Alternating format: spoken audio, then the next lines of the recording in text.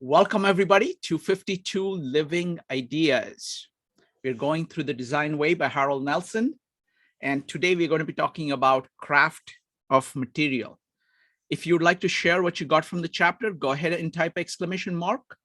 We're going to start with Maritza, and then we will go to whoever else wants to speak about the chapter.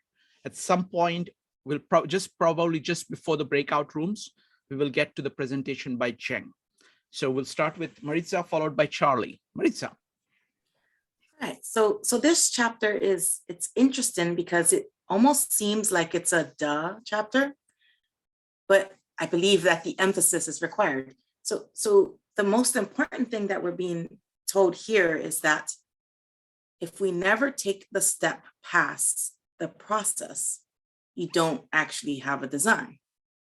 And that seems very basic, but how many people do we know, especially if you travel among circles of folks who you're like, this person's brilliant and they have these amazing plans and ideas.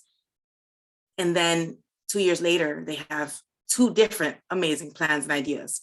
And then 2 years later, another one, but there's never anything to show for it. All the brilliance in the world is wasted. So it's not brought to fruition. And this chapter, that's what it's telling you, that you have to go from that which does not exist into the realm of that which does exist. And you're creating something. If you get stuck, and really the book outlines for us all the many ways that we can fail as designers. And this is yet another way. And this one is one of the most crucial because it's the gentle reminder that you have to concretize what it is you're planning. And I really like there's two almost direct quotes from this chapter that I'm going to read to you. And I love, it says, craft is the skill set a designer needs to use when working with the right materials in the right proportion with the right tool set in order to produce a final desired design outcome. And that sounds to me very, very daunting. And I would imagine it does for some other people. But then there's this beautiful saying that comes right after it. And it's craft is where the hand and the mind come together in the process of bringing the not yet existing into the world. And that says it all. We need to take our mind and make our hand work it. So bring to life this baby that you are dreaming.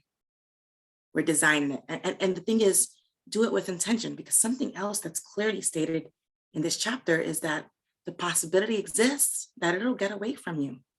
If you don't ensure that you take it from your mind out into the world, it might still make it out into the world. But then that's going to happen without the benefit of your planning and your intention. Because, you know, I'm becoming more convinced as we walk through all these chapters together that really a pivotal key point to being a designing animal is to walk with intention. We may fumble, we may get it wrong, we're going to screw up. But if you're doing it deliberately and slowly, there's always room for taking a step back and taking a different turn. But if you don't, and you kind of let things happen, you're going to find yourself in a lot more trouble. And so here we're being told that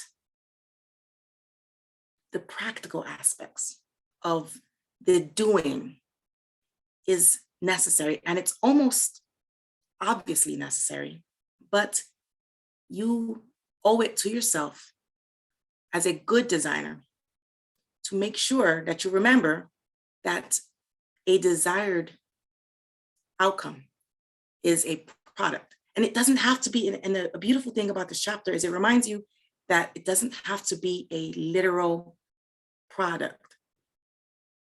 It is addressed here that you still want to bring into existing something, even if it's not like a literal widget. And I really like that, because if we're looking at this, you know, this is a design process for a design culture.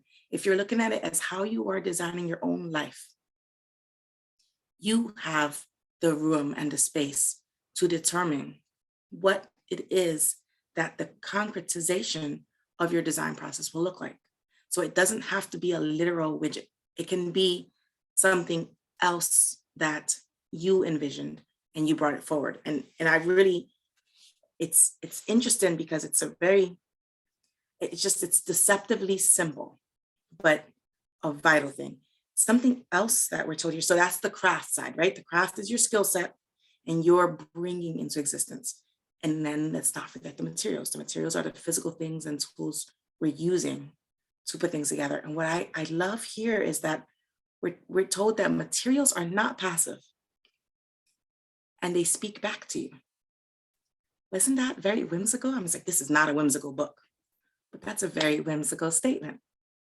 But it works. It works because it gives you that visual of how you need to walk hand in hand with your design process. And I really like this because what it's saying to you plainly is until you start considering those things you're going to use, you don't have a full or complete design process. Think of something simple like building a table. If you've ever taken a piece of graph paper and done the dimensions and figured out how many slots you need for, wine, if you're me, or glasses or something, if that's what you're doing when you're building a table, you know what's going to change different aspects of that when you start considering the wood. Or what if wood, as it is right now, is ridiculously expensive? You're going to switch to MDF, or you're going to decide, forget the wood, I'm going with metal. Or you're going to use, reclaimed wood. All of these materials are going to reshape your table. Even if the physical dimensions aren't changed, you have to reconsider certain aspects that you wouldn't have if you were using a different material. So that's what we're being told when we're reminded it's not passive. If you use a hardwood versus a softer wood, do you care about, are you going to paint it? Do you care about the grain? Are you going to stain it? How much of the surface do you want to come through? These are all seemingly small details, but they will affect the end result. And because of that, there's something you need to consider, but they're also something that you cannot consider until you're considering the material. And so that's what we're told here. And it's the, there's also the reminder that you don't have, it's not really infinite possibilities. When you're a little earlier in your process, the world is your oyster, at least in your mind. But as you get closer to coming to fruition, you have to accept that there are going to be some limits and there are going to be some restrictions. And those might be ones you would like to impose yourself, because we don't want to get stuck in the realm of infinite possibilities, because again, that will inhibit you from jumping into the existing, because you stay in that area where it's not yet come to fruition. And one last thing that we're reminded here is that while it's great to move into the concrete and to consider the materials, and it's necessary, that we have to be very careful not to fall into the trap of raising those up as more important. So another thing here, and this has been a theme, is the integration, the need for both of these things to be considered in tandem with many of the other things we've already been considering and looking into as we've walked through this design process. And I think that that's where I'm going to stop here. Actually, I lied. I'm gonna give you one more quote and then I'm not done. It is the integration of mind and hand, of concrete and abstract. Knowing materials, therefore, is not a matter of technical hands-on experience or an intellectual exercise, but an integration of both. And I think that's vital, and it really is something that you can take and apply to just about anything you're considering in your day-to-day. Thank you. Wonderful. Thank you, Maritza. Next, we're going to go to David R., Charlie, and Mike. Folks, if you would like to comment on this chapter, go ahead and type an exclamation mark. David, go ahead. I sure can. Hi. Yeah, I found this chapter very interesting. A number of things kind of jumped out at me, but I guess, and I'll just focus on one thing. I was very fortunate through my design experiences being very hands-on. And one thing that I found interesting here was regarding materials, and it said to ask the material and let it speak back to you. And as I read that, it occurred to me, I did have actually an experience in a design where our client or customer at one of the review processes passed a question about one of the materials we were using. And it caused me to actually, if you will, have a conversation with the material. In this particular case, it was urethane. But we needed urethane to have a very specific property. And when I started to really look at the materials and essentially ask, what can they provide and what are their limits, I actually found the initial candidates that we had selected were inappropriate for the design. And we needed to find a different material that had the right characteristics so that it integrated with the design and made the design successful at a later stage. And it kind of ties back into some of the conversations we had in the other chapters about the whole, where the individual materials need to be integrated into the whole and need to work together. But that it really struck me and made me think when I read that about materials, allow them to speak back to you and let them tell you what they can do and what their limits are, because that's really key to the success of a design as it moves forward, that the materials interact properly and engage with each other and contribute the right characteristics, and that you don't ask for something that it's not capable of providing. So I really did enjoy that part of in this chapter. Thank you, David. Next up is going to be Charlie, followed by Mike. Charlie. I'm going to put up a thing on the chat of some stuff that let's see if I can find this. Okay, there we go. Some sources that this particular chapter struck me pretty intensely, okay, because it gets down to what something that I think is of great importance, and that is the idea of craft being essential to the whole design process. That you can't really do a good design unless you are at the same time a very highly qualified or craft person, I guess you'd say. And so he mentioned the idea of organizational design as an example of something but the underlying concept is a holistic appreciation of the integration of craft with the design, and so like, for instance, okay, I mentioned that quote from Louis Lavelle that love is paying. Let's see. Love is pure attention to the existence of the other, and there's a couple of examples. Isaac,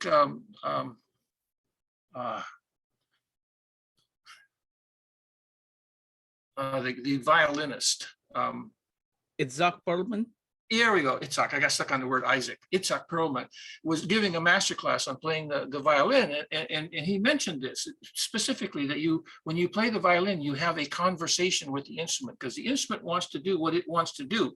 And so you have to develop a relationship with that instrument, so that when the string vibrates, it has its own way of vibrating. And if you don't pay attention to that, if you are not in sync with what the instrument is telling you what it wants to do, you will never be a good musician. And in terms of the Louis Lavelle quote, B.B. King referred to his guitar as Lucille. And he was very clear that he had like a love relationship with his musical instrument. And so I think that it's important to understand that one of the things he said was that in the design process, it should be kept within a very small group of people who understand what's going on. Because what happens is, if people come in from the outside, they'll get all critical and start trying to take it apart and stuff. And that you have to have this, it's almost like a love relationship in the whole process of design. And so, but one of the things that, I mentioned earlier that I don't think that a person can become a good designer unless they're taught by a master. And that has to do with just about anything, that for instance, in the Tao Te Ching, you have to have a sage, a wise person, that these things are transmitted down through the ages by one person to another person. And so that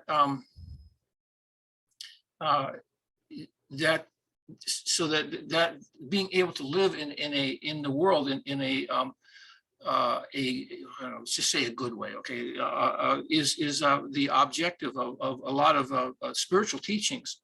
But there isn't any school or designer. I mean, Karl Marx tried to do it with his communism, to make a social philosophy that could be implemented, that could bring about change. But his criticism was that all the philosophy of the past was more or less self-centered. Is how can I live happily in this crazy world?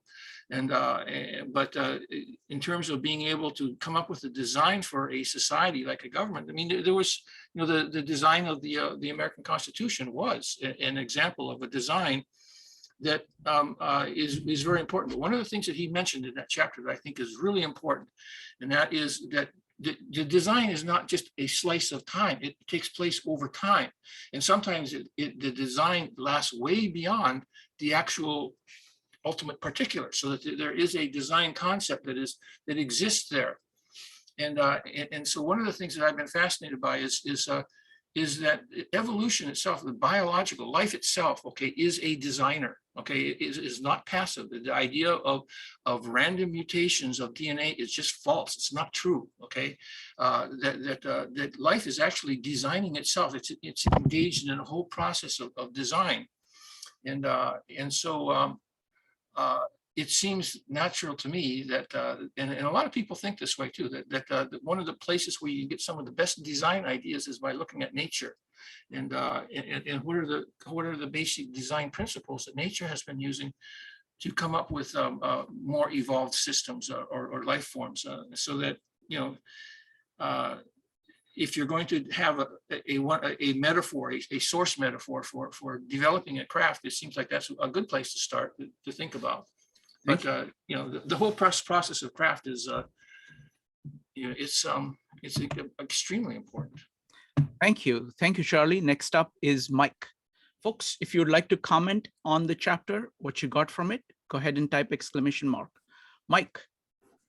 Yeah, so I took the title and the content of this chapter, Craft and Material, as literally I took it as a phase in the design process where we're getting very close to actually getting this product set for production. So it's coming from whoever initially designed it into the prototype, because they even use the word prototyping, I think, more than once, and then into the shop floor, onto the shop floor where the product is actually going to get pushed out. So I used my the skill that I'm learning here at this lovely meetup, 52 Living Ideas, of trying to ask the right questions. So I got on the horn with my brother again, so I admit to cheating.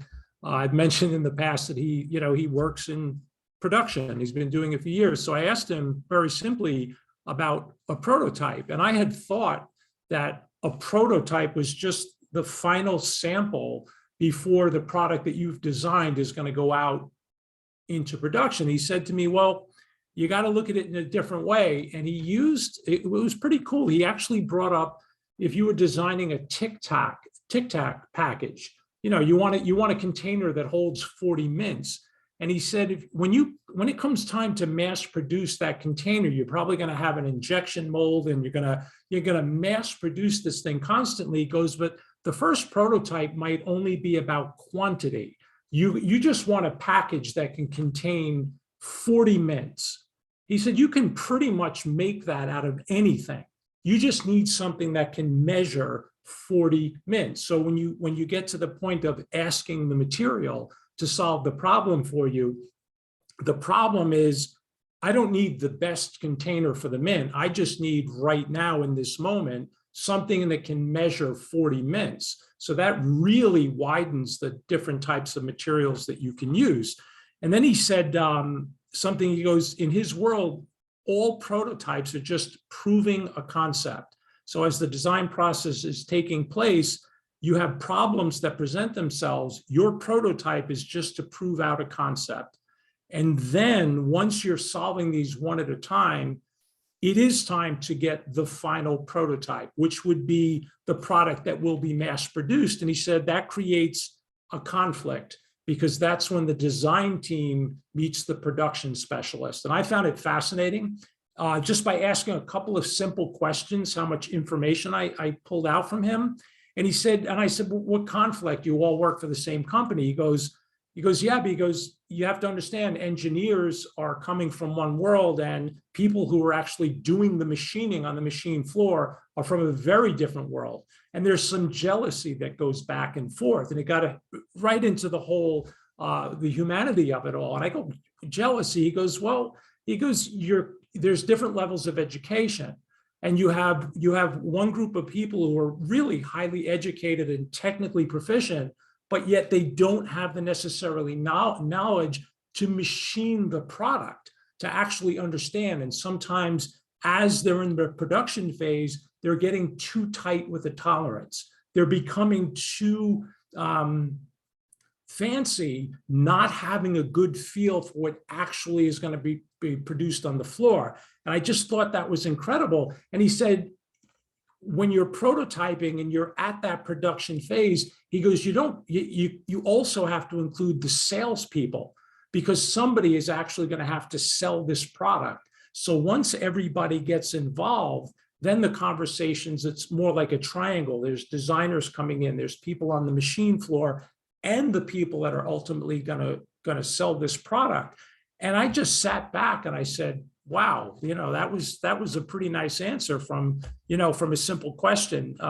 So just in general, I'm finding this book and the phase that we're in right now, it's starting to really take hold for me, because I'm seeing a finished product now in my head. Whereas at the beginning of the book, I started to feel or felt it was abstract because I couldn't see a product. I couldn't see the whole process.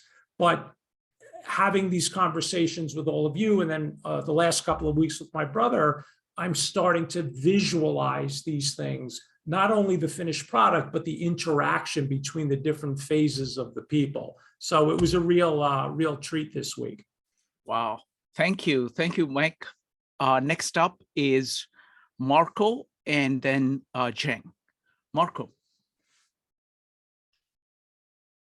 Yeah, for me, it was definitely like, you can't design without knowing your material. It's like you're gonna get unexpected results if you don't know the material.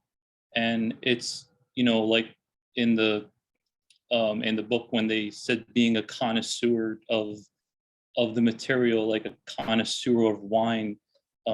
It's like, you want to get the best out of it, basically, like that you can get out of it to complement your design. That's it. Wonderful. Thank you, Marco. Next up is Jen. Jen, go ahead. Okay, let me share my screen.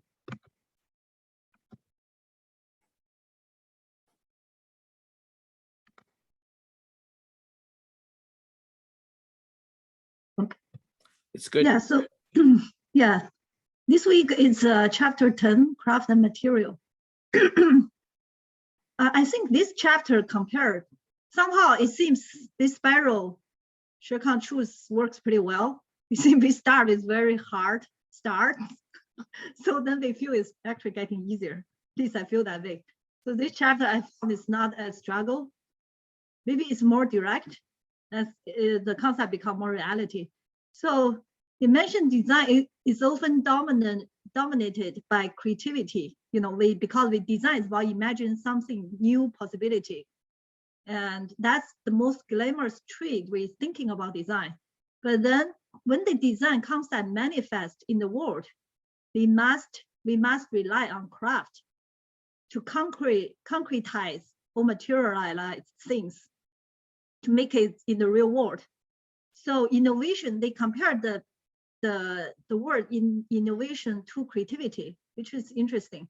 So innovation is a creative concept become real. So innovation is about the real world. You know, you have to make it in the real world. So innovation relies on craftsmanship and material selections, plus skill and tools. The process to bring design concept into the real world requires authentic attention.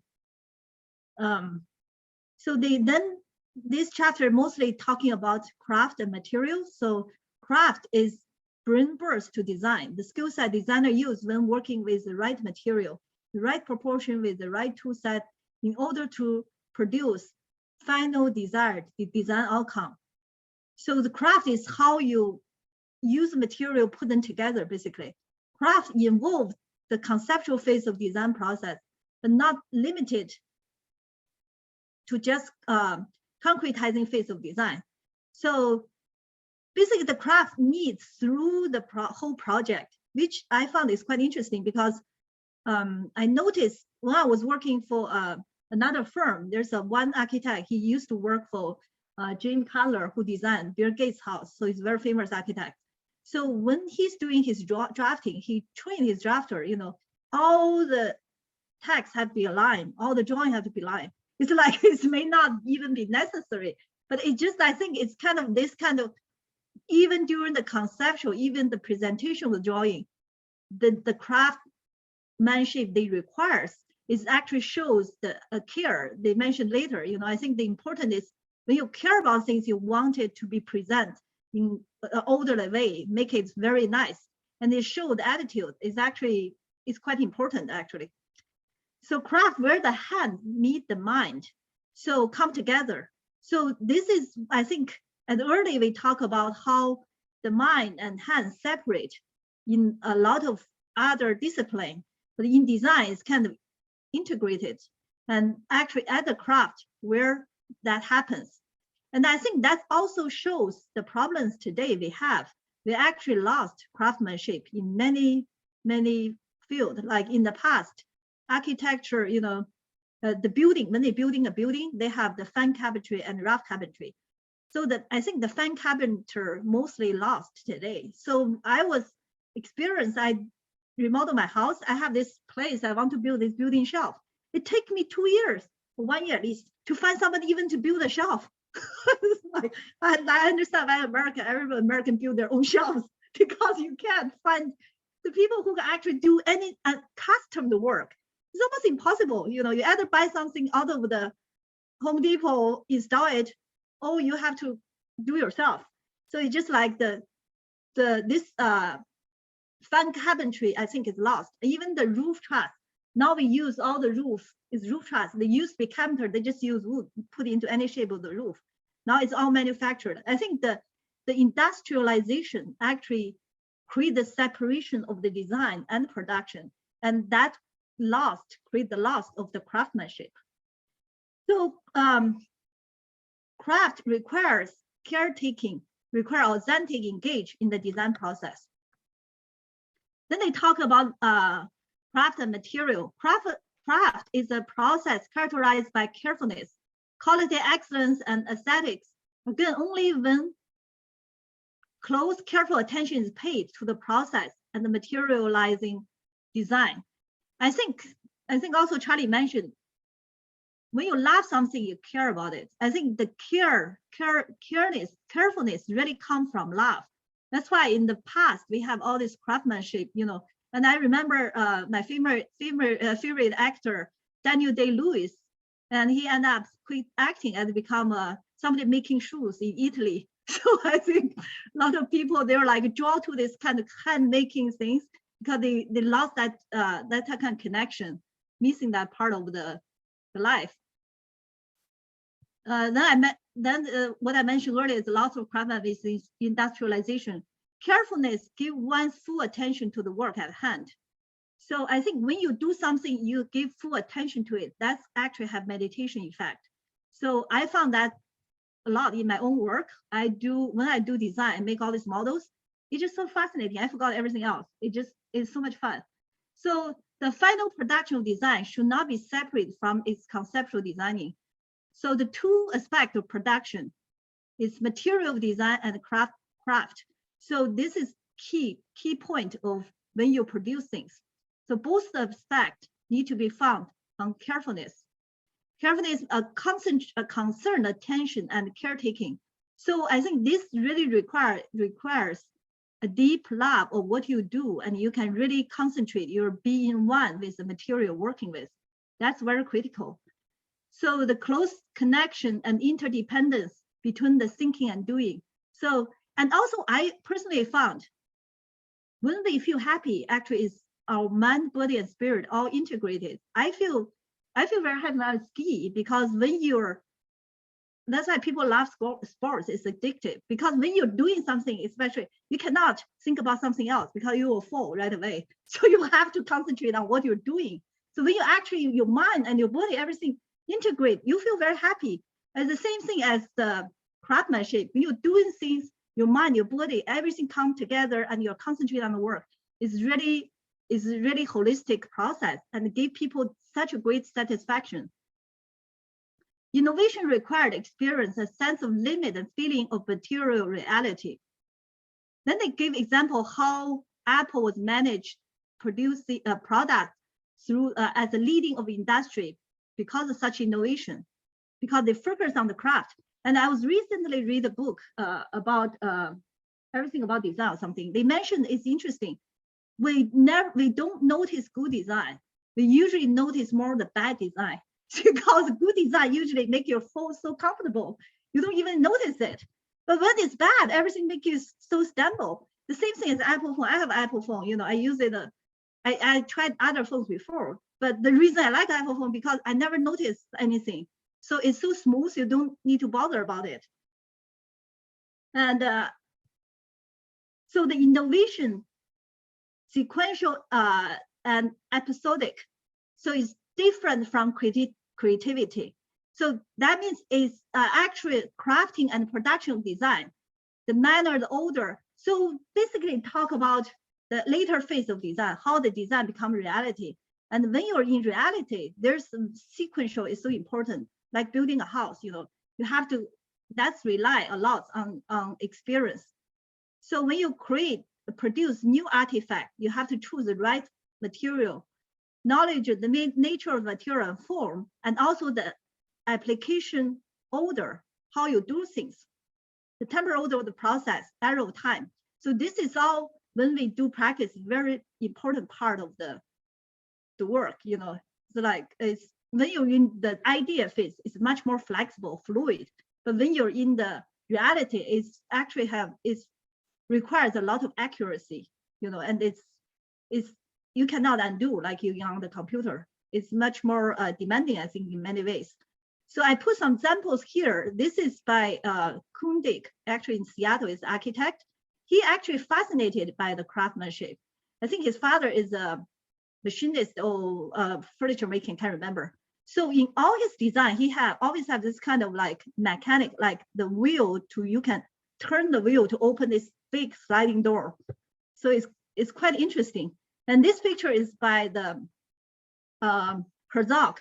they're using this material. They use rock and mesh, create this kind of wall. Quite interesting, create this new type of wall. And then the next, talking about a material have physical material and abstract materials. Designer bring material together using connection, compositional relationship through material. So the designer is kind of like the midwife to bring a design into existence of way in the world, to make it into reality. So then they mentioned, I think they mentioned earlier about how material is not passive. It also speak back to you, which I found is really true. I think many people experience that. And I see it as natural material as Dao, we learned from Dao De Jing. The Dao is kind of natural law. It's like how you understand it is important, And I think later on they mentioned about connoisseur or whatever. So it's more about how you tune in to the material, how you understand the material limitation. Material speak to you, the nature law talk to you. You have to in tune to it. You have to be able to hear it. I think that's the key. That takes years of experience and sensitivity to actually to understand it.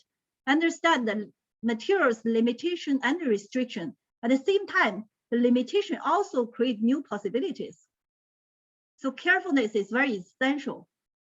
Then they gave example of writing and thought, how the writing turn the thought into a concrete wall, then they speak back to you, how that process works. So when the design idea into the world as a craft material, the critical part of the design process. So they need build good relationship with the material of the new world. The material speak back. So they need to create a holistic relationship of objective and subjective, innovate. I want to give example. So I think, in the book, they also mentioned Louis Kahn asking Brick what they want to be. And Brick said, I want to be art. And I found this, actually, I want to share, lately I cook a lot in the last couple of years because my kids have allergy. And I found cooking is also very interesting when you have to deal with the material, which is the food, the vegetables. And I always learning from Louis Kahn, I was trying to ask the vegetable, what you want to be, how you want to be cooked. And I always try to find the most simple way to make the vegetable taste good. And we have worked so much on this additive, all this, but the nature of material, how you can bring authentic material in life, and you can taste it so good and so simple. So I think that's cooking is also kind of art and design. So you have to ask the vegetable what they want to be, and you find the best way to bring them, bring them to your design. So most challenging aspect of design is making holistic relationship as strong and natural as possible. Yeah, so you have to be strong, but also natural. You cannot force your idea to this material. It doesn't work. So the innovation and the compositional assembly experience with the relationship, new ways of realizing an imagined design through prototype simulation, which Mike mentioned, this whole process. So then they mentioned the design process, the product of design, not addendum to design process. So production is very critical part of the design process. So it's not done after you have specification. It's not even over when it's created, it become a real world and extend even through after its lifetime in the real world. So it basically, the whole design process is very long. Basically, it's even end after the thing exists. It reminds me about historical significant building, which we try to keep in many cities. So even though it's end of the world, the life of the building, then they still try to create a facade, or they keep some of the character in the new building. So how they carry those idea on. So this idea about the design process covers such a long range of time, which between the designer, client, and end user. So which they ask about contractual responsibility. Same as architecture, it takes so long to design, and then it takes even longer to build. So it's like, and there's so many, so it's a little bit frustrating. that's why I found cooking is more rewarding because you cook, you get result very quickly. But when you design a building, maybe a year or two later, you finally see the result. And something may not go right either when you don't have the right general contractor or client. So it's a learning from the computer, update and corporate production. I think it's a great idea, because the computer, they launch the product before it's even finished, they try to launch as soon as possible. Then they send you update. But I wish in the physical world, we can do that easily. I think maybe use warranty, for building as well. Building, you need to maintain. A lot of people don't understand how to maintain a building. You have a very nice building, then a few years, it could be a bad shape. So individual designer, excellence and quality, they mentioned a connoisseurship, the art of appreciation, ability to distinguish and name, dimension and quality of things, all experience. So this is quite interesting. I think they mentioned example of wine and also tea in China is also a big deal. Like how I think it takes years of training when you have that experience, and then they mentioned this is not just practical training theory, but also life experience. It takes both theory and practice to get this kind of knowledge. And I found it quite, it reminded me about then they compare it with criticism, connoisseurship and criticism. It's quite interesting because it reminded me about the movie critics as well, and the art critics. And even about the emperor's new clothes, if anybody remember the story. So sometimes, because especially modern art, a lot of time we can't even appreciate them. And then we rely on experts to tell us if it's valuable, because when they're valuable, they can make a lot of money through the auctions. So a lot of time, because I was at New York at the Modern Art Museum, and a lot of them I cannot appreciate. It seems you have to understand their theory, then you look at it to understand it. It's not so intuitive. Anyway, so I think when you have this gap between the connoisseurship and other people's experience, then sometimes there's authority become expert, and you rely. It's good when we rely on somebody else who they mentioned how the critics, when the people have connoisseurship, they can understand the subtlety between the good and bad, like wine tasting. I remember I heard this story about in California, this guy was making up all the antique wine and was sold millions of dollars in auction. In the end, the Texas guy, the millionaire who bought the wine from auction, then his friend told him it's fake. And he was very mad. He did the investigation, finally found this guy in his mansion, and he was actually makes all this wine. And because he made connection with the wine expert in Hollywood, and his fake wine was sold in auction, sell tons of money. So this also tells us the danger when you have this rely on some of the expert, this connoisseurship, because when people cannot tell the difference, they rely on expert to tell them. And sometimes if it's a fake expert, then that's a danger. So I'm not sure that makes sense to you, but I found it's quite interesting. So that reminded me about emperor's clothes. The emperor, because the emperor was leaving this beautiful clothes for the emperor, and everybody said, "Oh, it's so beautiful." That's only a child said, "Oh, he's naked." So that's because everybody else rely on the experts. They say, "Oh, it's so beautiful." If you said it's not beautiful, then you don't understand it. But only the kids was, innocent enough to tell the truth. I found that the same thing happened in that one expert. Everybody they can't tell the difference, and they pretend they can. So this guy was able to make so much money on this fake wine. Anyway, so the difference between the connoisseurship and criticism, I think the difference is quite interesting, because connoisseurship is a private, is how you can differentiate all these different qualities. And then the criticism is make it public, is when they try to communicate their idea to other people. So the criticism process, connoisseurship enable other people to see, discern the quality in something otherwise they would not have been aware or able to express. So like in the movie critic too, I love art movies, and they highly rely on the critics. I was watching this recently, Miss Richard or something like Lucy Bao. They mentioned about how a lot of play heavily rely on the critics to be able to make sure it's sell or not selling.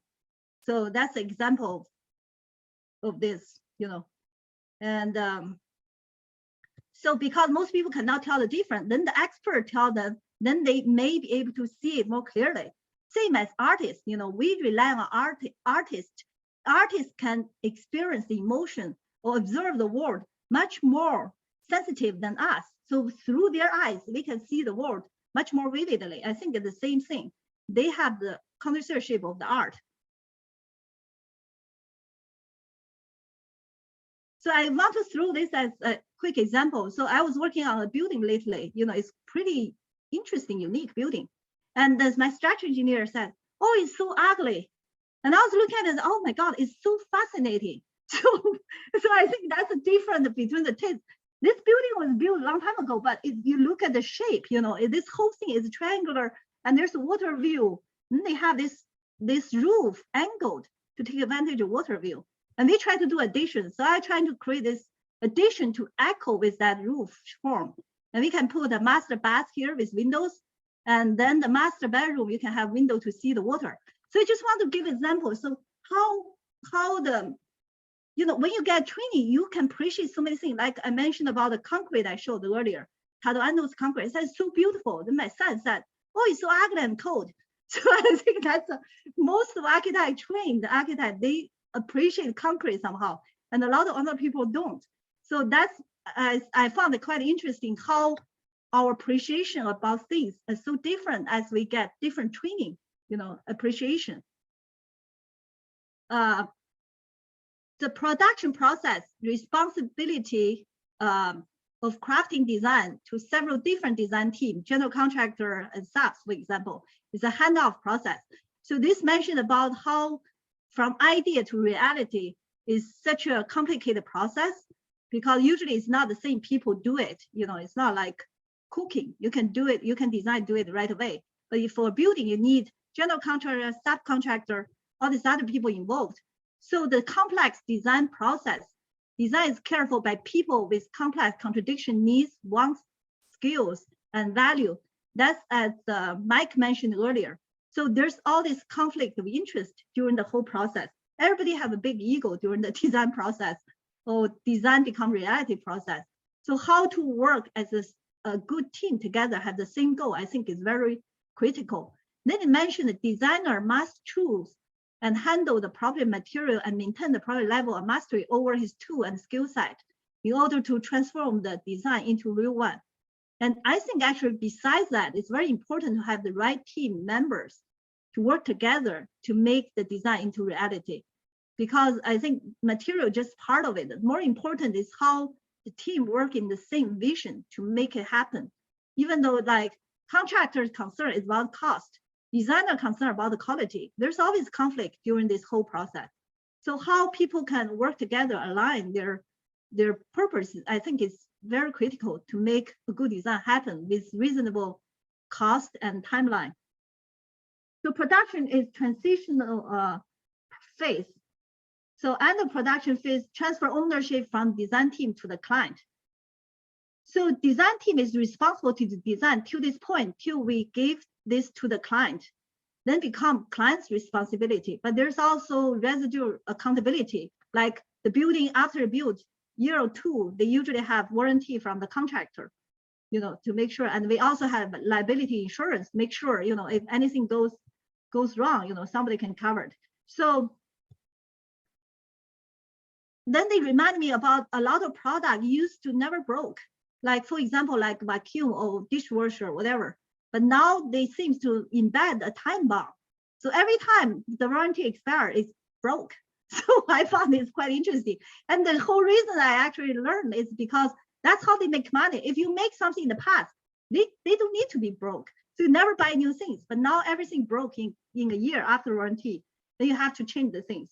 So that's also the responsibility. It's no longer their responsibility after the warranty time. So innovation is the process of making things as part of the real world. Depends on production skill and ability of the design team. So, so this basically mentioned how important for each field to understand acquire the essential skill and experience in the particular field related to trade or craft. So, which is universal during the design. So you have to have this experience in certain field, like as an architect, you have to have years of experience. Then you have to be able to work with the material unique to diverse clients and the environment. Then the particular of that project you have to work with is the material and the client and the environment itself.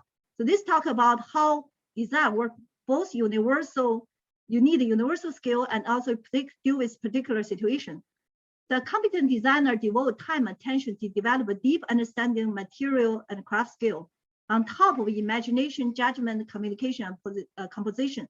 All the other things they discussed earlier. Basically, this is a conclusion to say, beside all those, you also need understanding of material and craft to be able to deliver a very good design to make it into the real world.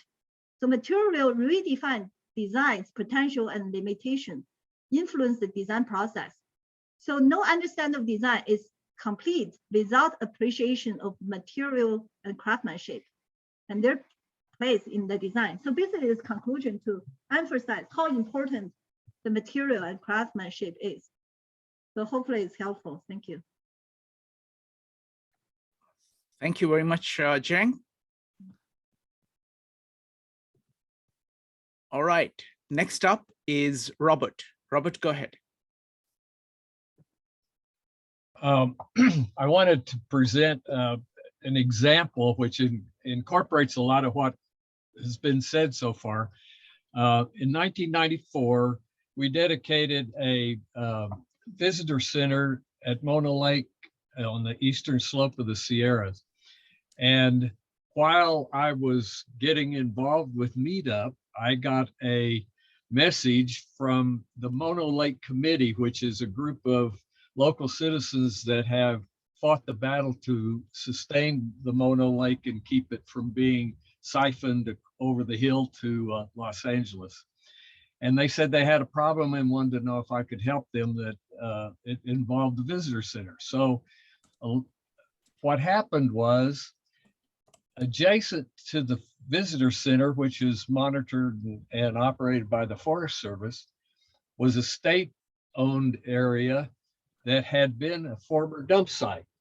And the state decided, good, we're going to clean up this dump site. And they did. They went in and removed all the junk, and they rebuilt the area, landscape, and so forth. And but they needed some fill for the hole that they left. So they called up the Forest Service and asked them if they would mind if they took some of the fill from out in front of the visitor center by the parking lot, where there's a series of hummocks of land. And they figured they could probably easily use that for their material, their fill material. And the Forest Service agreed. So the next thing we know, by way of the Mono Committee, is they tore down this berm that was on the west side of the building that separated the parking lot from the open area and the dump, and also provided a view on top of those hummocks that were there, the earth berms, that gave a view of the Sierras, the eastern slope of the Sierras, and blocked out the view to and from Highway 395. So you didn't see the traffic, and the traffic didn't see the parking lot. Perfect. But now all of that had been exposed. So here we are. We have material, dirt, and plants, materials, natural materials. Those berms were conceived in the very beginning of the project because we knew we had an issue with the wind blowing 90 miles an hour sometimes, and the snow building up in drifts on the parking lot. So this solved a lot of problems. But initially the solution was, well, let's put up a fence. But that was the solution to the problem. That was not a design outcome for the visitor center. And what turned out to be the outcome were these dirt mounds that served the purpose and actually did better than a snow fence would in helping with the environmental issues. But the people who wanted to do the right thing by reclaiming a dump succeeded in destroying part of the original design. And we had to make the case to the Forest Service and to the state that they had interfered with the design of the visitor center unknowingly and not realizing what they had done. So this is how many years since 1994, and the design lives on, and it becomes an issue even later when it's only dirt and plants. The result is the Mono Committee did a great job, and the state consented to rebuilding the berm to its former configuration and to replant it. But they were going to have to wait through the winter because they couldn't do it now because of the snow, which is now blowing into the parking lot, et cetera, et cetera. But I thought that was an interesting concept of what a design process worked out with a good solution. And then years later, nobody realized why it was there. Who needs, it's a pile of dirt. Get rid of it. We need it. Use it elsewhere. No one was ever approached about it. They just went ahead and did it as a matter of engineering ingenuity, but they forgot to do a design. Wonderful. Thank you. Thank you, Robert. All right, folks. So we're going to now do breakout rooms. We have only 4 meetups left in this book. So what I'm going to do is I'm going to restart the deep conversation part. All of us have had considerable amount of time to commune with this book and learn from this book. So when you come back from the breakout rooms, I'm going to invite people to talk to me about what they have gotten from reading this book, what they have learned. We'll go back and forth. So I'll have a conversation with you. Anybody who wants to talk about what they have gotten from the book, that's what we're going to do after the breakout rooms. I'm going to run the breakout rooms a little bit longer for about 25-30 minutes. And then we'll see you back here automatically shortly. Welcome back. Welcome back. All right, so I want to now talk to people about what they are getting from the book. Just like I started doing that right in the beginning. And the purpose of that was to get you started. Now we are coming to the end of the process. So would love to hear what you're getting from it. Okay, wonderful.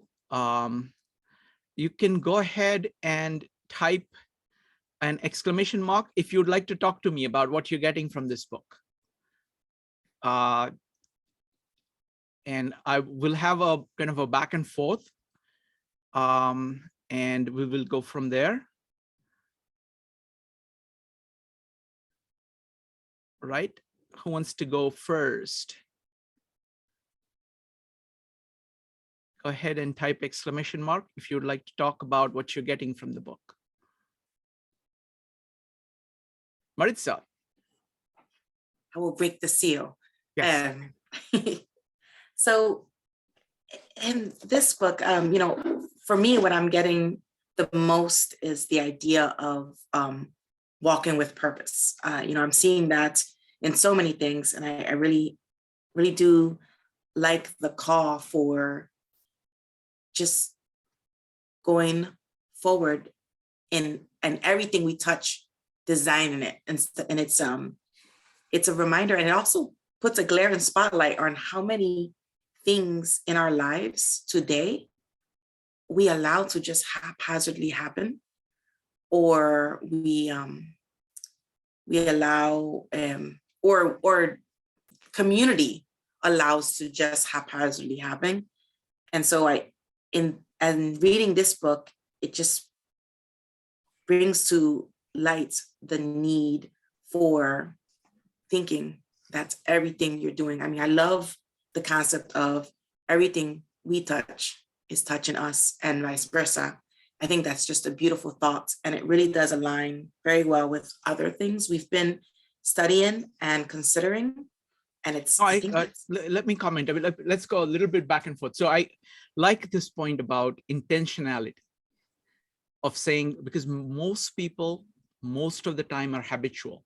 They're just kind of taking whatever is there as given and responding to it, of saying, you know, I'm going to intentionally design things, my life, things around me towards a particular purpose.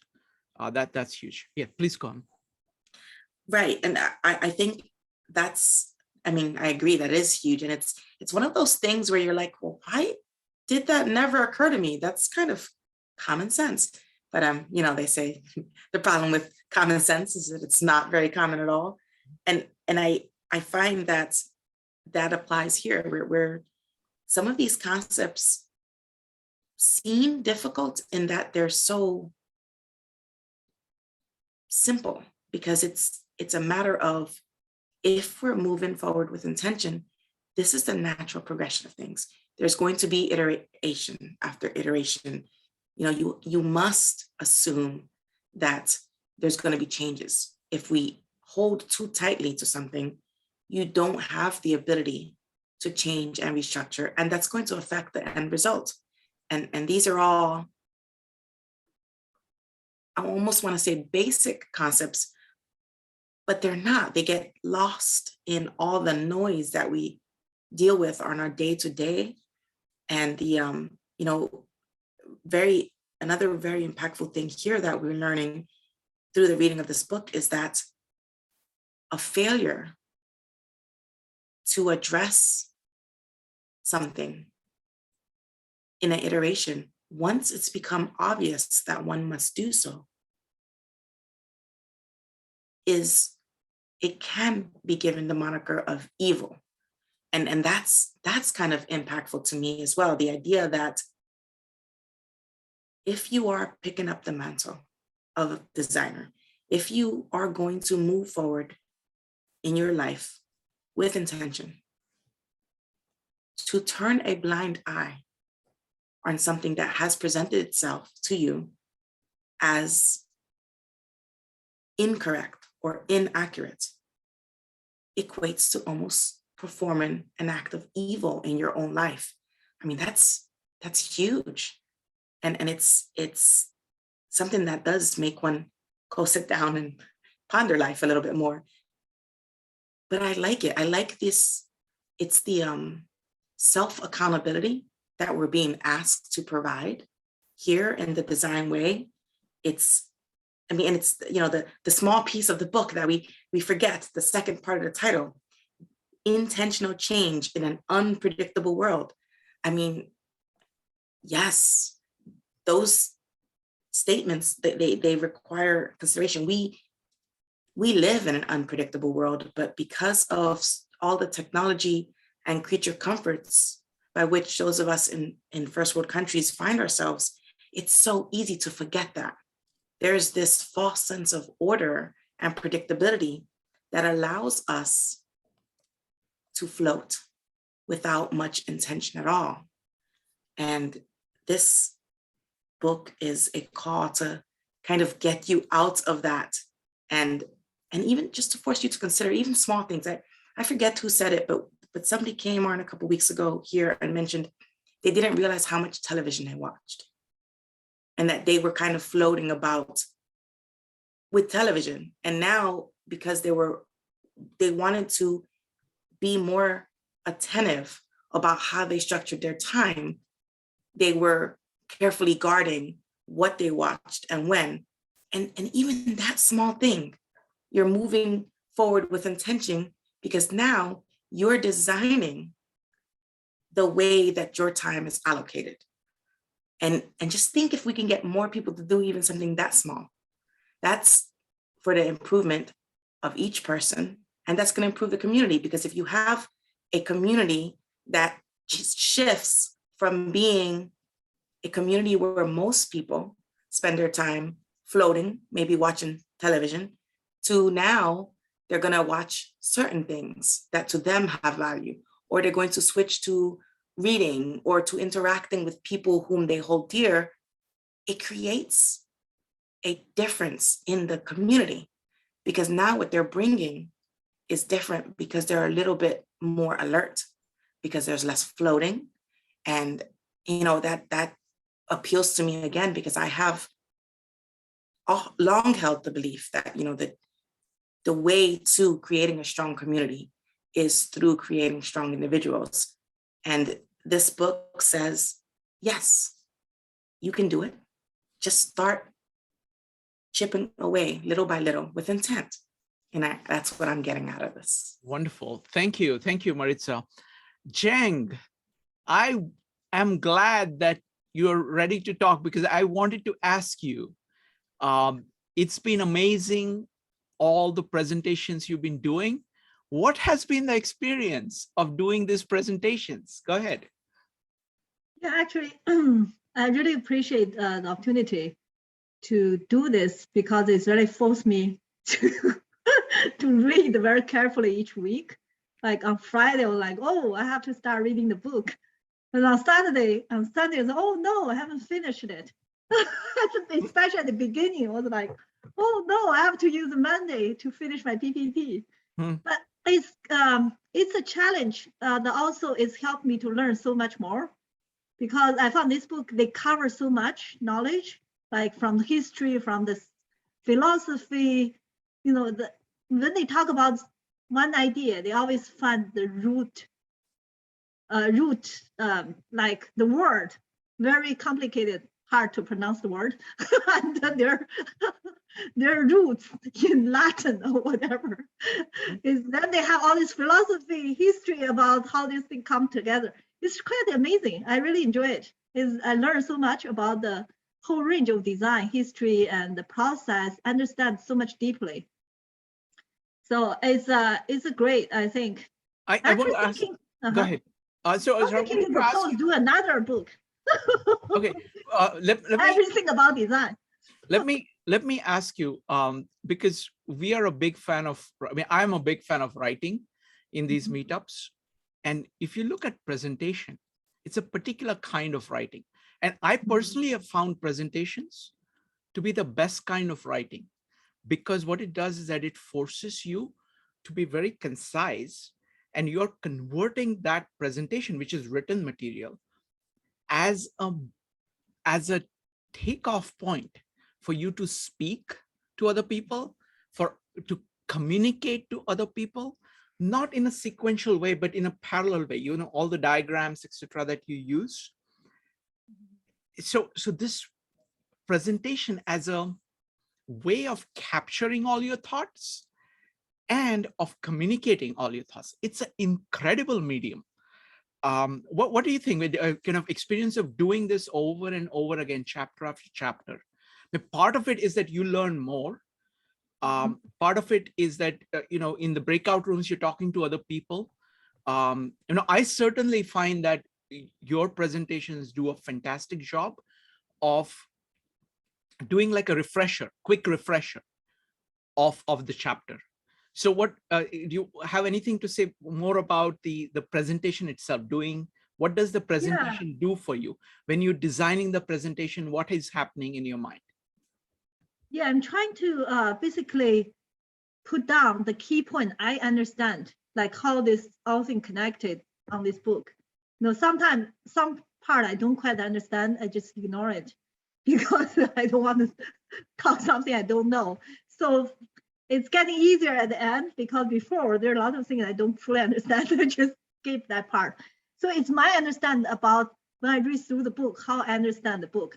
And I was always trying, because I found I read a lot of books, but after I read, I forgot. And I was trying to write a summary or something, or PPT, so I can remember this book even after a few years, or maybe a year or two, I can look through this. So always trying to do that, but never get around to do it.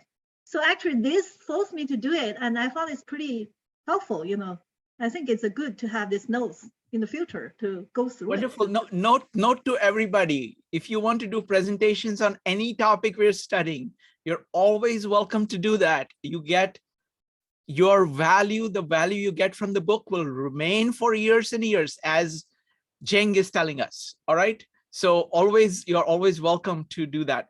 Marco, what about you? Well, I want to share Oh, one thing. please, go ahead. So I want to share, I really like what Marisa mentioned about intention. Design is all about the intention. And I also want to share another thing I learned is attention. Design is about how you pay attention to things. And it's quite interesting. It's like Charlie also mentioned, when you pay attention to things because of love, we pay attention to some people because they're interesting.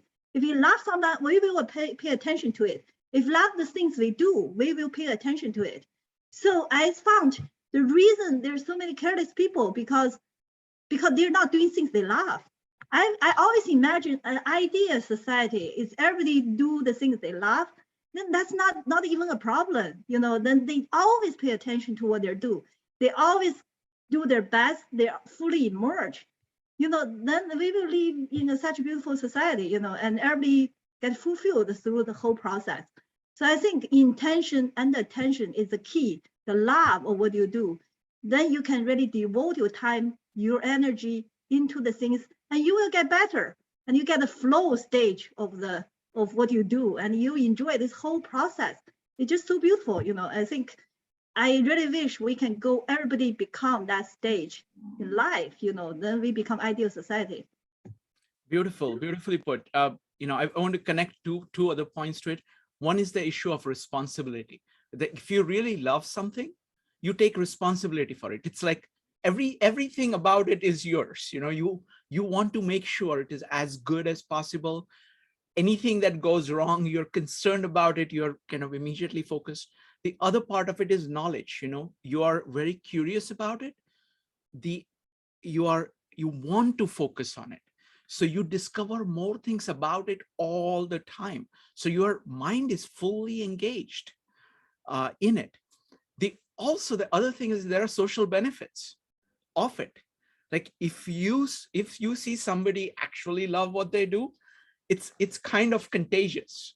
You will gather around people who actually love the same thing, and then that interaction allows you to do a lot more than that. So there is just it's a tremendous multiplier.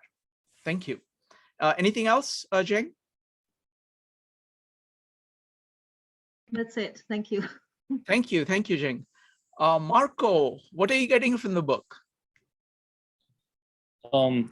Definitely, like the first thing is like when I sort of get too caught up in the details, like I definitely remind myself, oh, I'm falling into like the analysis paralysis trap.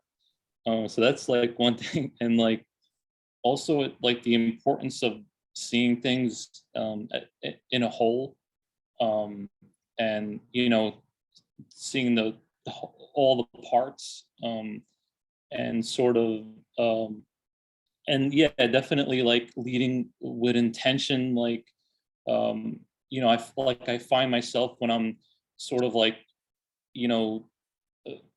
being pushed and pulled back and forth, like just reminding myself to sort of like come back and lead forward back with intention, and come back to myself and my desires and put my foot forward.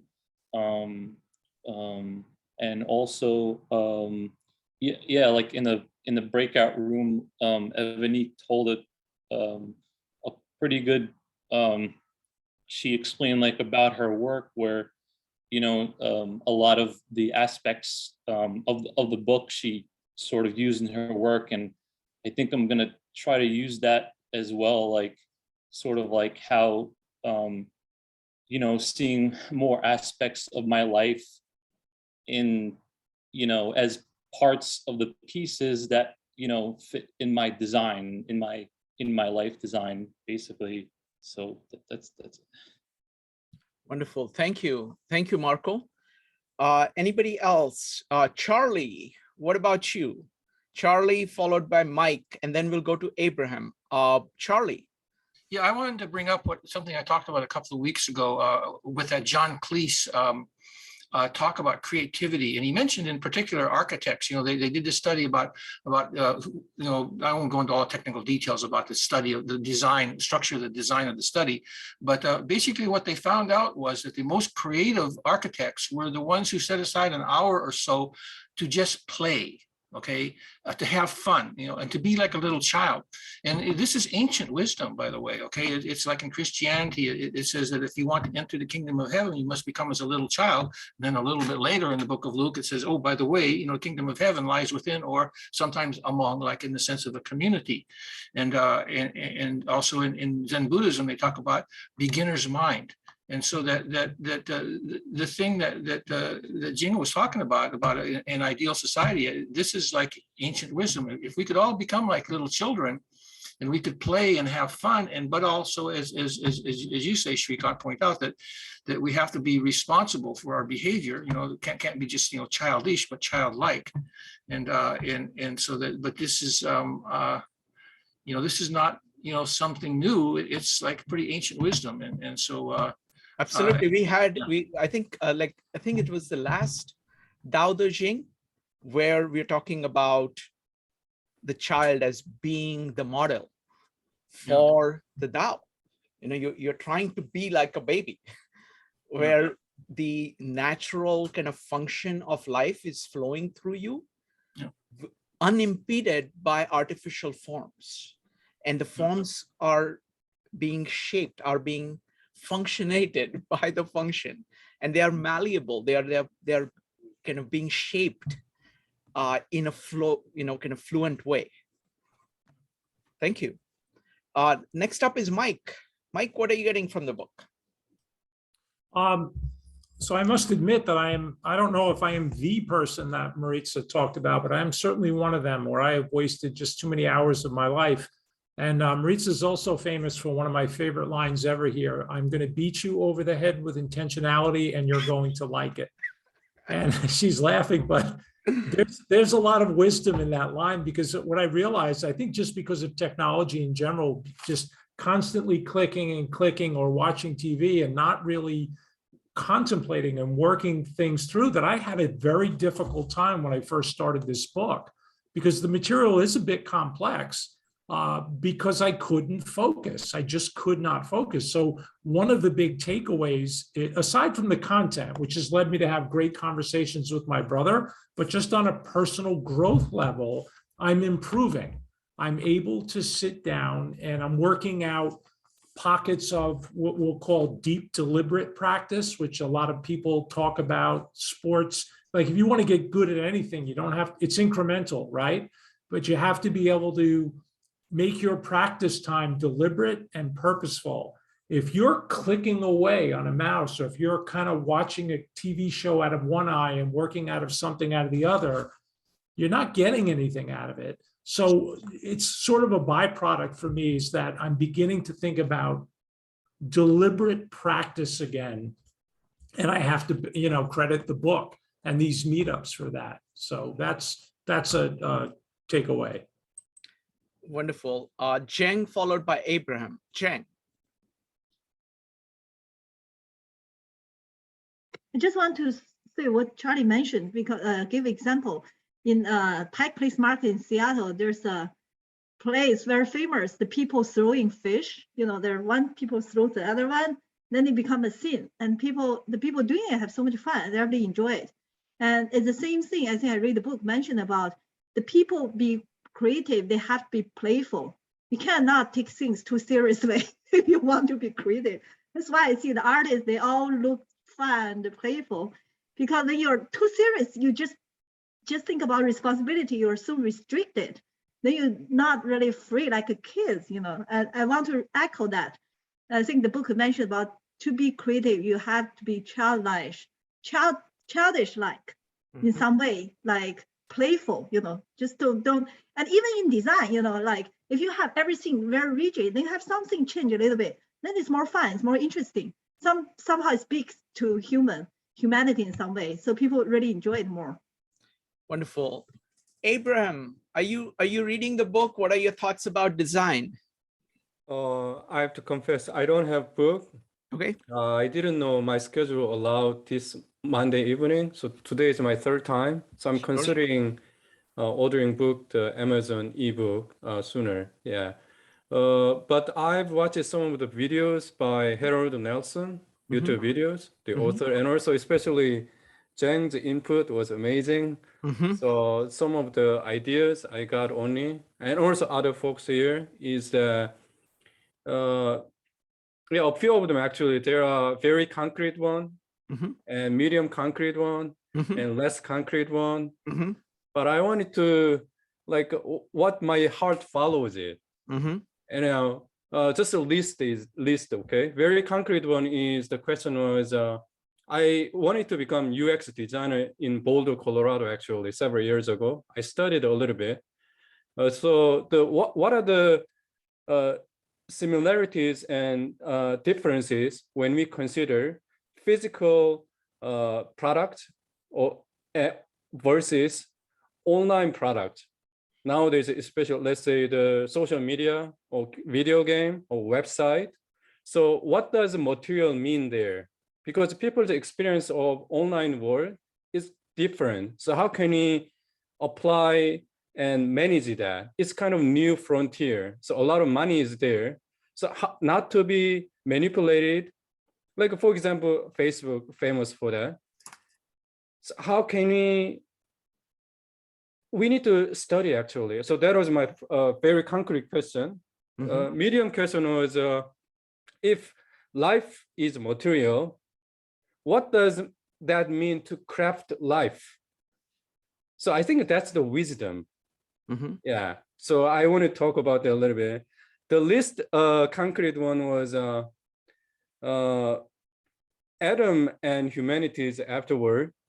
Why God designed Adam out of mud, which is a material, breathing in his breath, in his image. So he crafted, right?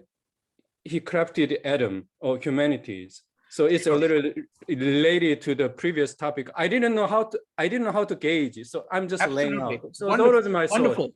Beautiful questions. Let's take the second question because that goes and let's do, I'm going to raise it for anybody who wants to answer it. How do you use the ideas from this book to design your life? How does it apply to designing of your life? If you'd like to answer, go ahead and type an exclamation mark. Let's try to keep the answers relatively short so we can go through everybody's answers. Marisa, did you have an answer for that? I did. We spoke about this a little bit in my breakout room today. And we were thinking that the most important thing is to walk forward with the assumption that there's a flaw in your design. And because when you're designing your life, you're not going to reach perfection. And if you forgive yourself for that at the very beginning, then you can move forward and not hold so tightly to your design that you end up with an inferior product. So, if you walk forward with intention and then allow for the design to change and remold as you keep walking forward on your meaningful path, and that's gonna have a better end result than if you don't. Wonderful. Thank you. Thank you, Marisa. Evanik followed by Jen. Evanik. I think on how you craft your life, or I think of how you design your life, is this book, if you applied it to your dreams, you would design your dreams, you could make your dreams come true in some way, shape, form, or fashion. And because dreams are abstract, like you have details, but they're really abstract. And you know, most people have dreams and then they can't figure out how to do it, and then they forget about it, and then they get frustrated, right? If you apply this to your life, what you would find is that A, you could craft your dreams, and B, to accept that maybe the dream you have isn't necessarily a part of the design or doesn't work. And then you could, and I know the book says don't be your own client. It's like kind of like being your own attorney. So I get that. But you could get other people, like you could get other materials or other people to come in and help you craft that. And you could get other people to be your client and buy into your dream. And so I think if you use this book and applied it to your life and your dreams that you think are impossible, you could get it done. Wonderful. Thank you. Thank you, Evanik. Next up is Jen. Yeah, actually, I was thinking about this and I'm trying to draw a structure. I think first we need to set up a structure. I'm thinking about, like our life, design our life. There's 3 different main structure components. One is work, one is like your life, the other is family, like one is yourself, one is your profession, one is family. So each component have its own structure, like how you do your work. Like I have my goal, how I develop my company. And then I have another goal, how I develop my design ability. And then I have another goal, how can you, enrich different things, make connection with people, how to promote. And then for the life, there's all these structures. What I really want to say is like, I found what I learned recently is like, we need, like talking about the craft and the material, we need to fine tune like deliberate practice or certain things in any field if we want to be good. Like in cooking, we keep cooking, then we make it better. That's one thing we can get deeper. And at the same time, we need to adventure to try different things. So it's kind of like the range, we need to have the range in both cooking. You need to try different like cuisine, and at the same time, you can be so good with one thing. In every field, I think we need to set up a structure so we can have this repetitive repetition. I found the repetition is the only way we can get deeper, because then you have opportunity to be better each time, to correct your error each time. If you just do one thing one time, you can never be good. But then you can try different things one time to have the range of understanding of the world. I just found I need to draw this, but it's in my mind all this time. I haven't had a chance. So this is a very good question. Look forward to your drawing, Jen. Next up is Charlie. Charlie, how do you design your life? Yeah, I kind of go back to agreeing with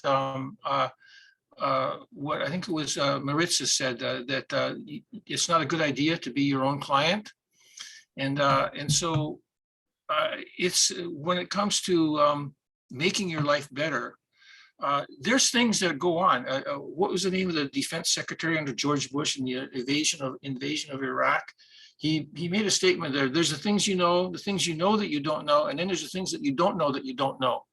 And a lot of people in the press were making fun of him. And I was thinking, well, that's one of the few intelligent things this guy's ever said. And so it's the things that you don't know that are some of the biggest obstacles to having a good life. And so you need somebody to help you. Okay, that if I hadn't had the help of a therapist, for instance, in getting over some of my childhood trauma, I'm sure I could not have done it by myself. And there's this tradition within Asia that you learn things through transmission. You go to a great master and you learn. But you don't learn by yourself. A self-taught wise person probably doesn't exist. And so that improving your life is a participatory process. And I think that most of the really great design it also happens that way, that you study under a master and then you learn the craft. Okay, and then once you've done that, then you can go off on your own and make your own designs. But the idea that you can design your own life all by yourself, I think, is a kind of not a good idea. Thank you, Charlie. Abraham, what do you think? There was somebody called Abraham who asked a question. How do you design your life? What do you think? Don't ask me. That's why I asked this question. Yeah, that's true statement. If I can add anything a little bit is that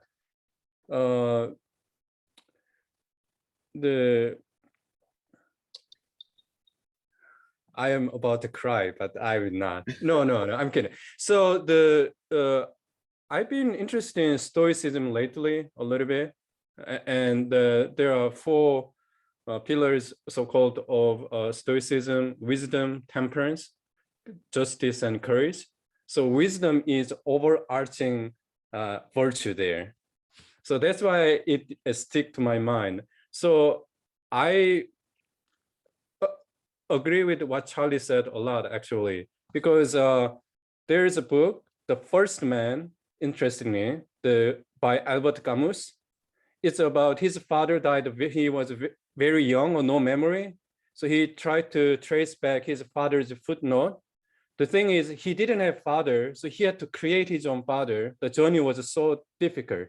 So looking at myself, I tried to do many things independently from young. So when I was younger, I was outstanding in some field, but life is a marathon. So when I look at myself, how dare you did?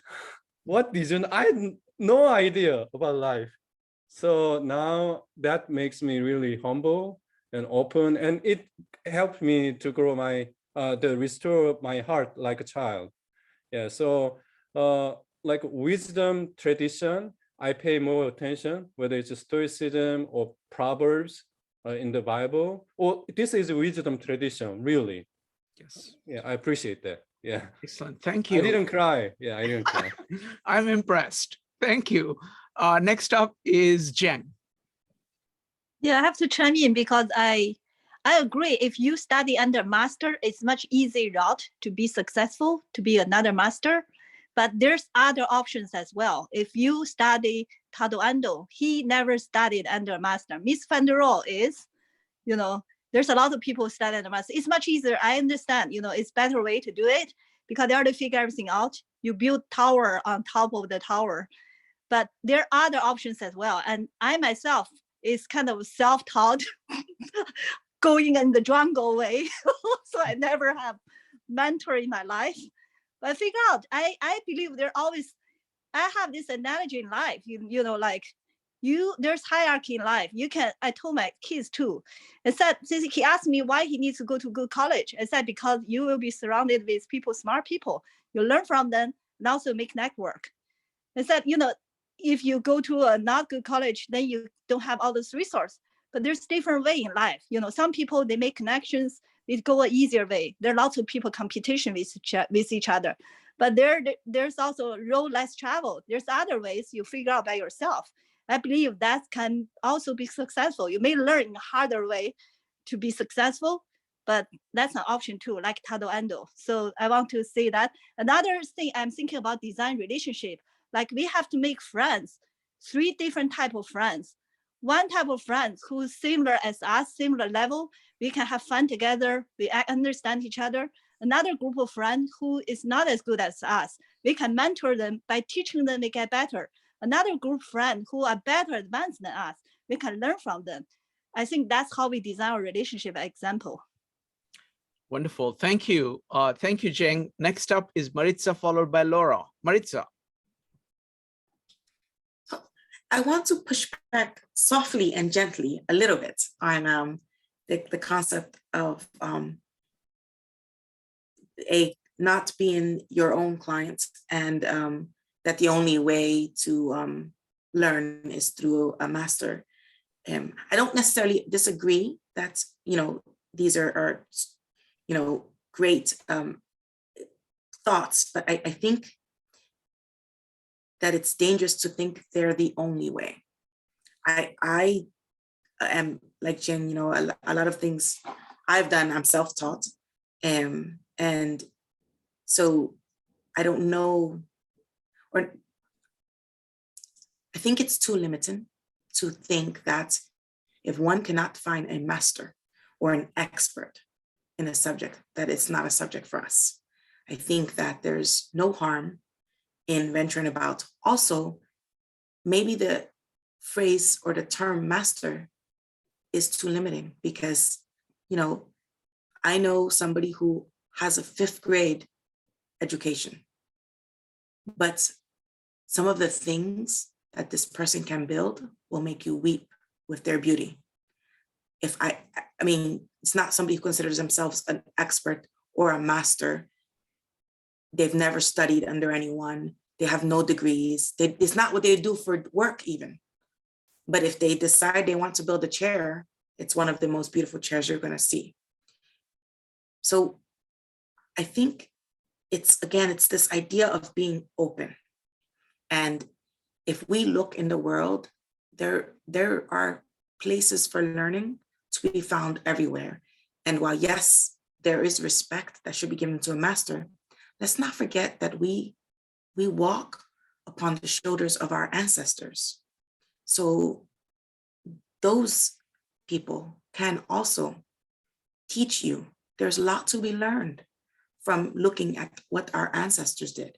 They don't have to have been masters, but they've walked the path you are attempting to walk. So there must be something we can gain there in knowledge. And that's all I wanted to say. Thank you. Wonderful. Thank you.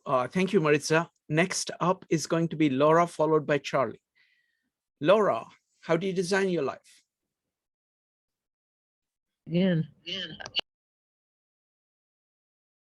Laura, you need to unmute yourself. Well, why does it keep going back? You're going in and out. Yeah, I know. I'm not touching anything. It's just flicking on There and is a problem with your audio, Laura. Let's go to Charlie. Charlie? Actually, she has 2 of her up, so I think her audio's they're reflecting off of each other. Laura, you can go ahead and log out from one of your connections. That will stop the problem. But let's go to Charlie while you're doing that. Charlie, go ahead. Yeah, I just want to clarify what I meant by what I said. Ideally, okay, you want to find a master who's living and breathing and can have a face-to-face relationship with you. Okay, that's the ideal. But I have been influenced by many people from when I was 8 years old and I read Mark Twain.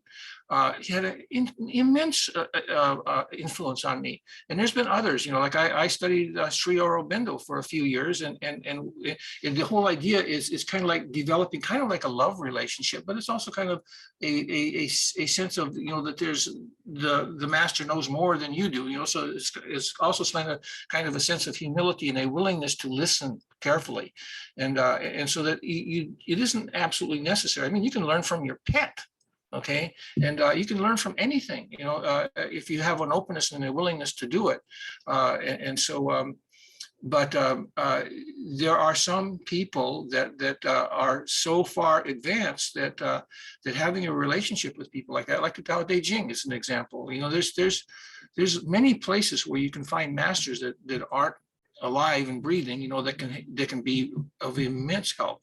But it is, I do believe that it's the best is if you can find someone who's able to spend time with you face to face. That's the best. But you know, sometimes you just can't do that. But you do have other things that you can learn from. You know, it's masters aren't necessarily have to be living and breathing in your presence, you know, in order to have a positive influence. Thank you. Let's try Laura again. Laura, can you try? Laura, can you unmute yourself?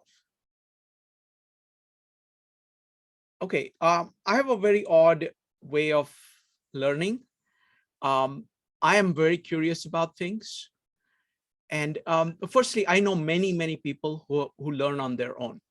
There is lots of people who are that I know who are, okay, Laura, go ahead. Okay, all right. Well, I listened to everything, and I sort of have gone through certain phases of, you know, development.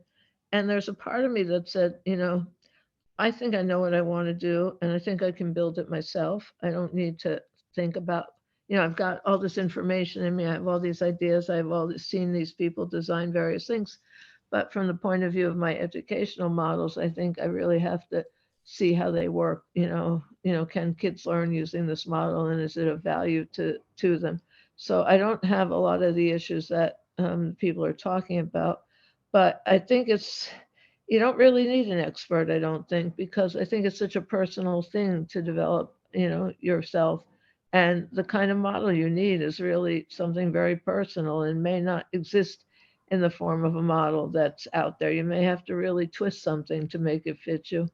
And I think I've twisted a few things a few dozen times, and I think I finally got it somewhere which I like. I wish I had places where I could execute on it, but anyway, it's this book I've had a lot of difficulty with many of the chapters, but I have to say this last one has made me feel pretty good because I think it does bring it all home, and I like the way it's kind of ending at this point. It is synthesizing much of it, but Thank you. I'm not sure. Okay, that's all. Thank you. Thank you, Laura. Well, Appreciate thank that. you. Okay, so for me, so firstly, I know many people who are autodidacts, who kind of are, Charlie, go ahead. I just want to mention one thing. This idea came into my head about, well, what about, polymaths and autodidacts? Where do they fit in with design? And so I did a Google search on design theory in quotes plus and polymath in quotes, and I got 379 hits. Okay, so there are people out there thinking about that. They're putting those two together, but I haven't had a chance to go through but some of the articles look like they're really interesting, and so Thank you. so I think that there is an overlap between polymaths and designers that Thank you. but I don't know what it is yet. But Thank you. Thank you. All right. So as I was saying, I know many people who are autodidacts. So I'll just talk about learning from my perspective, the way I learned it. I'm very curious about the world. I genuinely want to know things that comes from within me. On one hand, I have many teachers. On other hand, I have none, in the sense that I find that if I have something, I mean, I've learned a lot of things from a lot of, like Louis Sullivan, for example, has influenced me tremendously. Leonardo da Vinci has influenced me tremendously. Many, many, many, many people. Second thing I found is that the difference between knowledge between people is not uniform. So it's like somebody may actually know a lot more on something and a lot less on something. So there is potential to learn from a lot more people than you think on the first, at first glance. Second thing I found is that, I mean, my favorite way of learning is these meetups, is that I do meetups only on things I'm trying to learn. I'm trying to do meetups. For example, I did this meetup on the Bible on the weekend. I was trying my best to summarize everything that I knew and talking to people who knew a lot more than I did. And people like David Edelson, Abraham, Evanik gave amazing comments. And I found that I had missed many things, or I'd not seen it in, I think overall things were pretty good, but there are lots of things that I could improve. But the rate at which I can do that dramatically accelerates if there is this, when you are actually producing something, when you are actually putting something out, instead of taking it in a passive way. So I think a crucial part of learning is expressing yourself, creating something, and getting feedback. So the feedback loop for me is the biggest thing. So that's how I learn, actually, by keeping on speaking about whatever I know. I try to find people who know a lot. I prefer contexts where people know a lot more than me on everything. And I try to listen to people. I'm not very good at it, but I try to listen to people and say, okay, where are they coming from? And what can I learn from them? And so that's my approach. So in one sense, it is very much focused on just myself. On other hand, it is very much focused on taking everything in from everybody. So anybody wants to comment? Charlie, let's just hold off for a second. Let other people comment. And then we'll come to you. So just about learning, what's your learning style? How do you learn? Any thoughts about that? Do you need a master? Do you do it on your own? What's your strategy of learning? Any thoughts?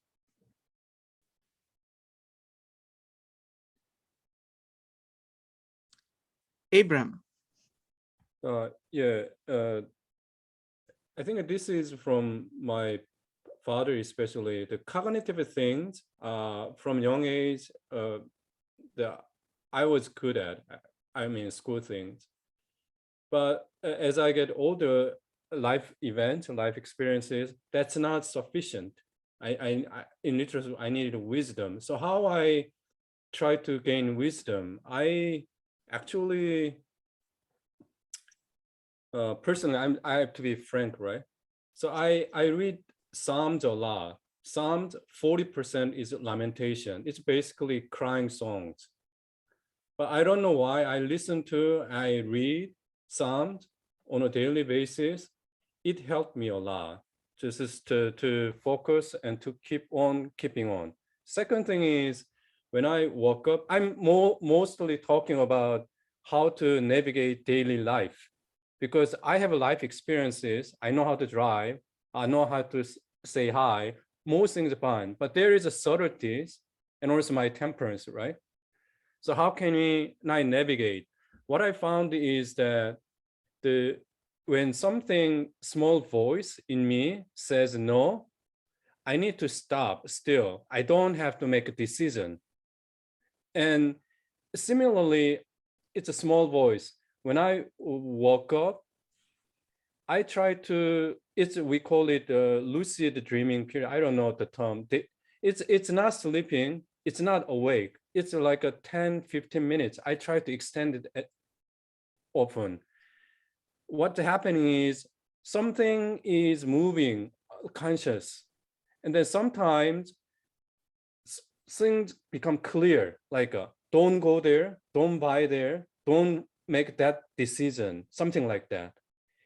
I don't know where those things are coming from, but I find it valuable. I'm not saying I'm dictated by that. That's something I don't usually get, that stays. Yeah.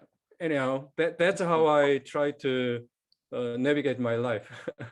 Thank you. Thank you. No, I think the subconscious, like what happens is that just like this transition between sleep and waking, or there are times when you're like your subconscious is telling you something that is at the edge of your consciousness that is bringing something into your consciousness, and being open to that, I think it's very valuable. Next up is going to be Laura, followed by Chen. Laura. Can't seem to unmute. Okay. I guess I'm sort of a logical thinker all the time. And so no matter what I do when I think about things in math education or curriculum design or how schools should look for the future, I always put it in a very logical framework. And that allows me to bring in, new ideas and extend it further. But it's a pretty solid framework that I work from all the time. And there's OODA loop in it, and there's some function form. A lot of that is the way I think. So, and I tend not to go off on crazy tangents because I don't think it's useful in the course of what I'm trying to do, because I want to inject change into the environment. That's the most important thing to me, especially in mathematics education. I mean, what I did in 1988 for my thesis, as my daughter said to me last fall, "Oh, look what we're doing in class now," and it's exactly what you did for your dissertation and at that point in time. And now it's, oh, this is the new thing. Well, it was the new thing when I did it then, and probably wasn't even the new thing when I did it at that point, however you want to think about it. But so that's what I do. I rely on So I wind up relying on what I think is important, what I think works, and where I think I want it to go, where I want to, sort of push the boundary and or break the wall down, mostly break the wall down. But and adding to that point of view, I just have to bring something, have to bring some charm to the whole thing and make it sound good, make it sound feasible, and get those old farts to sort of break down their wall and come along on the journey. And they have. And I think, these days it's just me in my head and figuring out what I want to do for me, but that's different thinking. But I think that's all. Thank you. Thank you, Laura. Next up is Zhang. Yeah, I found the best way to learn when you have a question or a problem. I found, for example, I joined the 5-2 Living idea because I'm not religious, and always I've been to different places, spiritual, and just didn't find anything works for me. So I have all this question about, the spirituality, all this stuff, psychology, and I found this place is the best place to learn because it's not so focused on just one thing as the answer, but you can explore all different options. And I found it's quite fascinating. Also, like I found it's very hard to learn a subject if you don't really have a problem. I think learning and practice such integrated part of the process. For example, I learned cooking because my kids have allergy, and I then joined the nutrition program and start cooking, and I found so much fun in it. And I think when you talk with nutrition, people healthy, they don't even care. They have so little interest to talk to them. But when people have a problem or challenge, they are fascinated. They're a quick learner. They just absorb all the information they can get. Same thing, I think when we have a question in life, it's the best way to learn. Excellent. Excellent point. Thank you. Thank you, Zhang. Kevin, what about you? Yeah, from myself, I would use break the box. A thinking box, some my normal logic, and they also even the practice. Let's see if I can take one route always. I'm keep bored, so I'm going to use other ways. Like you look for that's one thing. I stay here. I enjoy people talking more than the book itself sometimes. For example, for design book, I enjoy most the Jane. Thank you her work. I don't need to read a book kind. If I read, not better than her summary. Then I learn different, even from a religious perspective, different ideas, different book. I like yourself, I would say, connect different ideas, different sim layer or different cross layer. Like very clear, I got creative things. Like I ask myself, because like from a Chinese character, normally they have where's come from that character, that's like pictograph, right? That's I'm curious, where's A come from? Alphabet. If from ox head, later they find out possibly it's from X. That's all the anything people how they hunting to X is so important. Got a stone tools or metal tools. Yeah, I'm very open like yourself. I learned from you lots, by the way. Thank you. Thank you. Thank you, Kevin. Evanique, how do you learn? I think I learned from listening to other people and experience. So experiencing just doing it and failing and learning how to do it from experience, but also listening to other people like 52 Living Ideas, listening from other people's experience and what they bring to the topic and the culture that they bring and their own unique experience really helps me think about things in a different way. Even if I don't necessarily agree with it, it helps me take a different viewpoint of it. So I think listening to other people and just hands-on experience. Wonderful. What about you, Mike? What helped me was knowing what it was that I wanted to learn. So I was able to make a distinction between acquiring knowledge and training. So I think training is more about developing skills that you need to reproduce. For example, if you wanted to learn how to play the guitar, at some point you need to train on the guitar. You need to train your fingers to stretch. You need to train your eyes to read music. It's not necessarily acquiring music. So one thing that helped a lot was being able to make the distinction. Do I need to acquire knowledge or do I need to train a skill set? And when I was able to separate the two, that helped a long, long way. In terms of acquiring general knowledge, what everybody has said, I'll echo that the listening skill in general is probably number one, just using the ears more. Wow. Thank you. Thank you, Mike. Next up is Maritza, followed by Charlie. Maritza. I'm kind of like an alcoholic when it comes to learning. Like I jokingly tell people that I can have an addictive personality. So if I have an interest in something, I want to like read everything, hear what everyone and anyone has to say. Like, I'll ask my Uber driver, what do you think about designing your life with intention? So it's, because I want to know, because I just feel like everyone has something. They don't even know it's interesting, but I want to hear it and I'm going to put it together. So that's kind of the way I learn. I just like collect everything and sometimes there's garbage in there, but there's a lot of diamonds too. So wonderful. That's the way I learn. Charlie, how do you learn?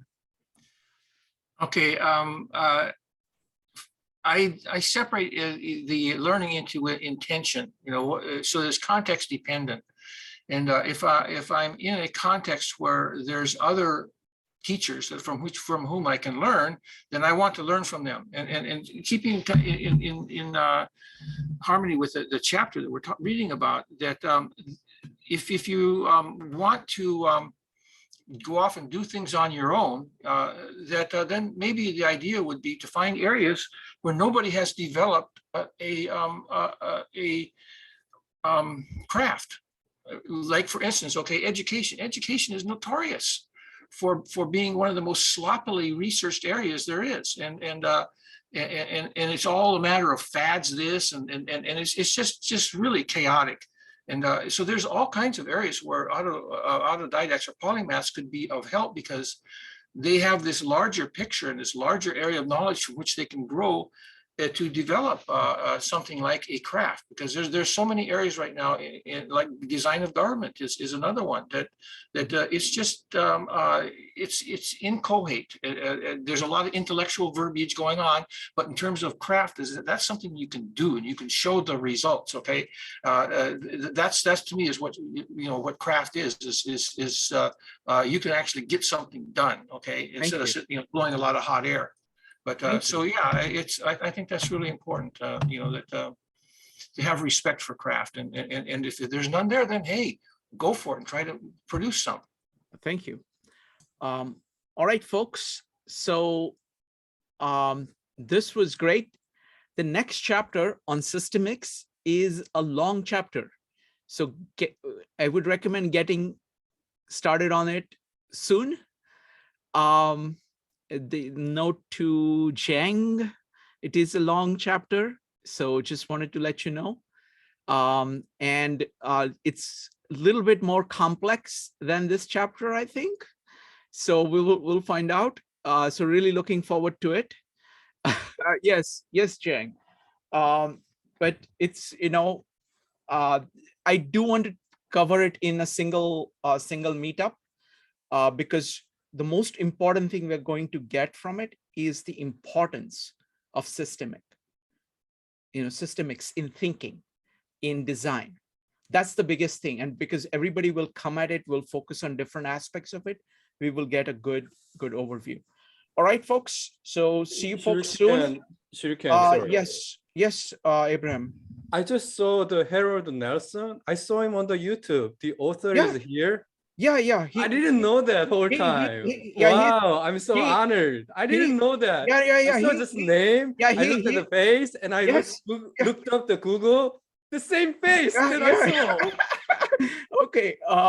Yeah. You guys fooled me. Thank you. All right, folks.